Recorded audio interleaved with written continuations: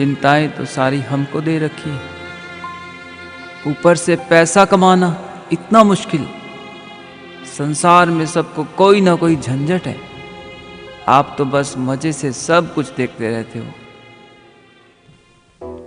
वत्स, कैसे हो वत्स? प्रभु, प्रभु आप। कहो वत्स, क्या कहना है? प्रभु, मेरी आपसे ये शिकायत है कि आप एकदम निश्चिंत होकर एक जगह पर बस खड़े ही रहते हो। सारी समस्याएं और चिंताएं तो हमारे हवाले कर रखी हैं, खड़े खड़े देखते रहते हो बस। ऐसा नहीं है भाई, मेरी जगह पर रहना कोई आसान काम नहीं है, बहुत कुछ संभालना पड़ता है। अच्छा, क्या संभालते हैं आप? बस यूं ही खड़े ही तो रहते हो और आप कुछ बोलते भी तो नहीं हो। मौन रहना भी तो एक बड़ी बात है ना पुत्र।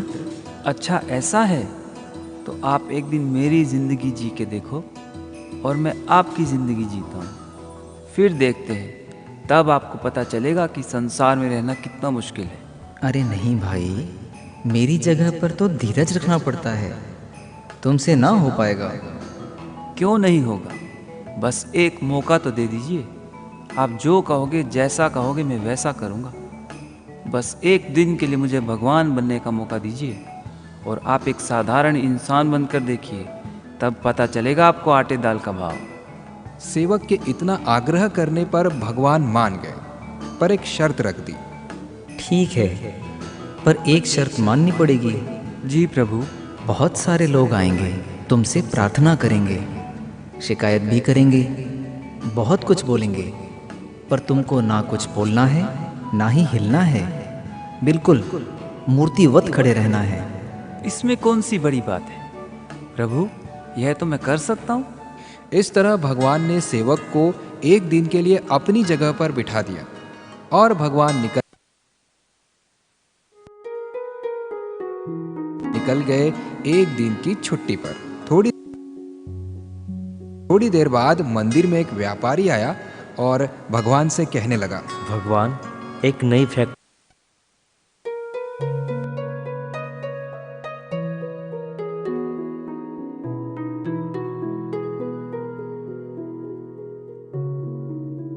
फैक्ट्री लगा रहा हूँ, मुझे धन धान्य देना, मेरी उसमें बरकत करना। जैसे ही वो व्यापारी प्रार्थना करके प्रणाम करने के लिए झुका, तब उसका बटुआ गिर गया। इस पर उसका ध्यान ही नहीं गया और वो चला गया। तत्कालीन भगवान को लगा कि इसे कोई बता दे कि भाई तेरा पर्स तो लेकर जा, पर याद आया भगवान ने तो शर्त दी है कि बोलना नहीं है, हिलना नहीं है, इसलिए वो चुप रहा। इतने में एक गरीब व्यक्ति वहां आया। बेचारा बहुत परेशान था। उसने जेब से 1 रुपया निकाला और बोला, भगवान, ये आखिरी 1 रुपया बचा है, इससे मैं माँ की दवाइयाँ खरीदूँ कि परिवार का पेट पालूँ, समझ में नहीं आ रहा है। अपने परिवार को मैं कैसे जीवित रखूँ, आप ही कोई मदद कीजिए प्रभु। ऐसा कहते ही ज्यों ही उसने प्रणाम करने के लिए अपना सिर झुकाया, तब उसकी नज़र पैसों से भरे हुए उस बटुए पर गिरी जो कि कुछ ही समय पहले आए व्यापारी की जेब से गिरा हुआ था। बटुआ लेकर वो खुश होकर भगवान से बोला, हे भगवान, धन्य हो आप, आपने मेरी सारी परेशानियों का अंत कर दिया। कौन कहता है कि आप सुनते नहीं हो, आप तो सबके तारनहार हो।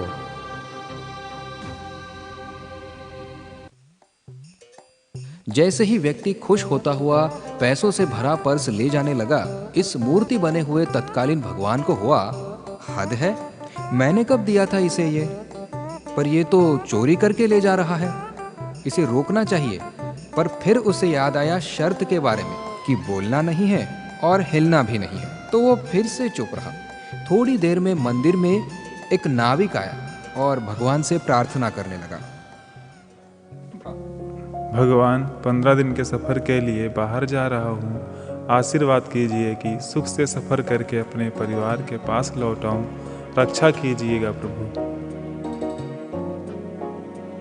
जब वो व्यक्ति भगवान से अपनी सुरक्षा की प्रार्थना करके वापस लौटने लगा, तब अचानक उसी समय व्यापारी पुलिस को ले आया और कहा कि इसी ने मेरा पर्स चुराया है, क्योंकि मेरे बाद तो यही आया है मंदिर में।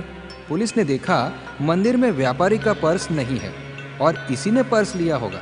जैसे ही पुलिस नाविक को पकड़ के ले जाने लगी तो इस मूर्ति बने सेवक से तब रहा न गया और वो बोल पड़ा, बस हद हो गई। अब तो मैं अपनी आंखों से यह अन्याय होते नहीं देख सकता। अब मूर्ति नहीं बन सकता मैं। सुनिए सुनिए, मैं भगवान हूं। इसका बटुआ उस गरीब व्यक्ति ने चुराया है। मैंने अपनी आंखों से देखा है। यह निर्दोष है, इसे छोड़ दो। अब भगवान की बात तो पुलिस को माननी ही थी। पुलिस ने उस गरीब इंसान को पकड़ लिया। शाम होते ही जब भगवान लौटे तब यह भगवान बना हुआ सेवक बड़े गर्व से कहने लगा, प्रभु, आज मैंने एक अनर्थ होने से बचाया है। अनर्थ? वो कैसे?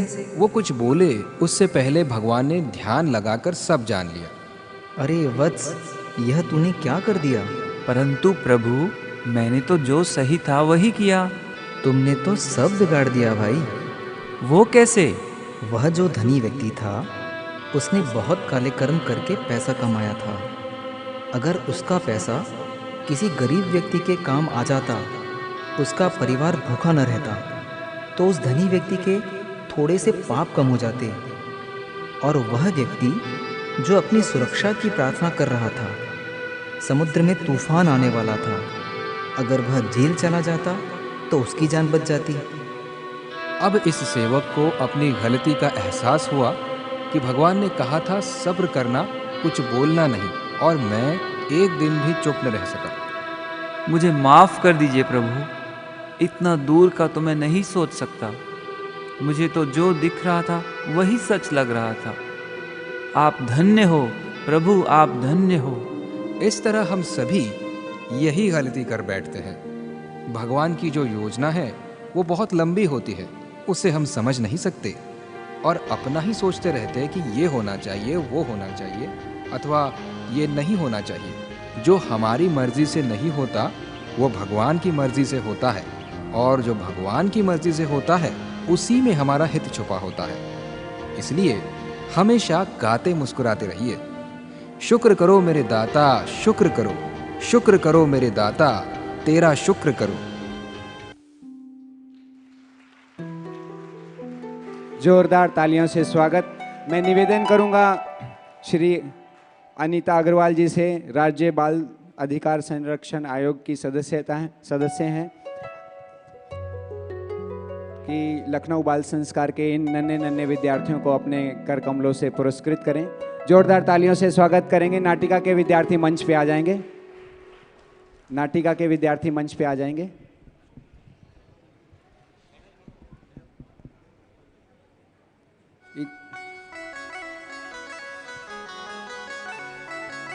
आपकी तालियों में कमी नहीं होनी चाहिए।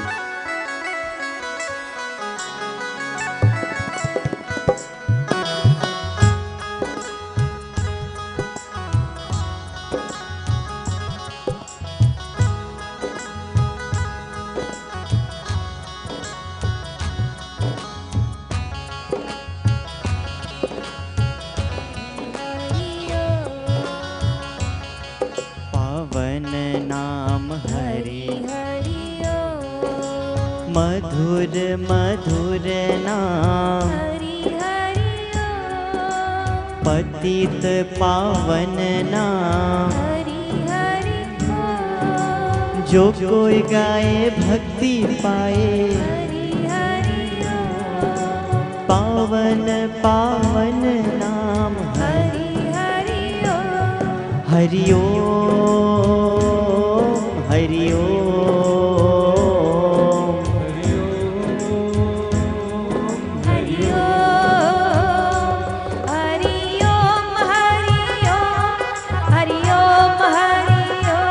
हरि ओम हरि ओम हरि ओम। जोरदार तालियां बच्चों के लिए।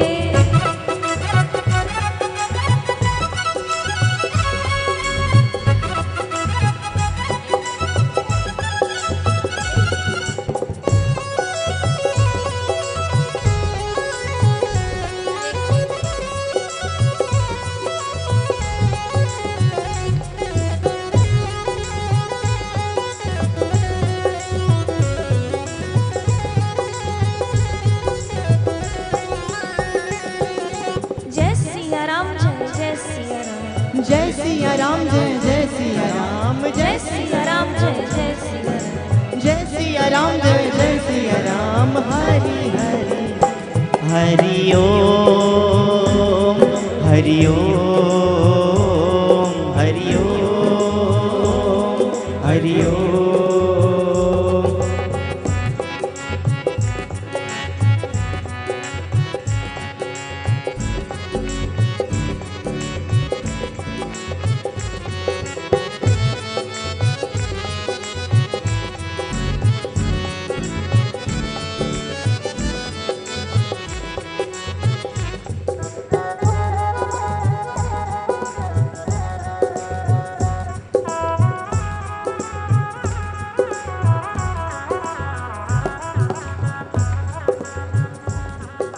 कलयुग में है तारन नाम हरि हरि ओम दिलों का दुलारा नाम ओ नारद जी की वीणा बोली हरि हरि ओ शंकर जी का डमरू बोले हरि हरि ओ मिलके सारे बच्चे बोले हरि हरि ओ बापू जी का प्यारा नाम हरि हरि ओम ओम हरि ओम हरि ओम हरि ओम। जोरदार तालियां हरि ओम हरि ओम हरि ओम हरि ओम हरि ओम हरि ओम। गुरु ओम गुरु ओम गुरु ओम गुरु ओम गुरु ओम गुरु ओम गुरु ओम गुरु ओम। साईं ओम साईं ओम साईं ओम साईं साईं ओम ओम साईं ओम दोनों हाथ ऊपर। साईं ओम साईं ओम।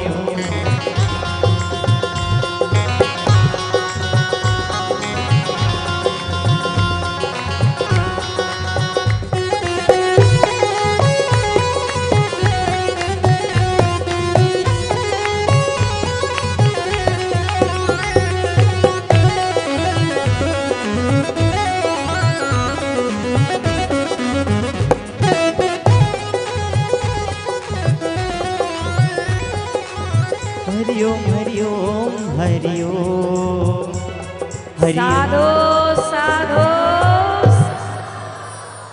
जोरदार पुनः तालियां सभी बच्चों के लिए अतिथिगणों के लिए। किसका जन्मदिन है?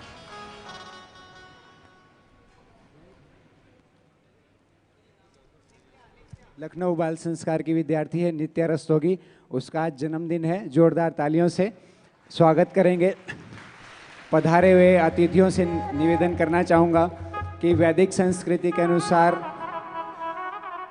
आज ये बालिका का जन्मोत्सव आप के सानिध्य में मनाने का सुअवसर प्राप्त हो रहा है। लड़की का बच्ची है नित्या रस्तोगी, आज 13 साल की हो गई है और विद्यार्थी शिविर में उसे अपना नित्या जन्मदिन सोनी आगे आए।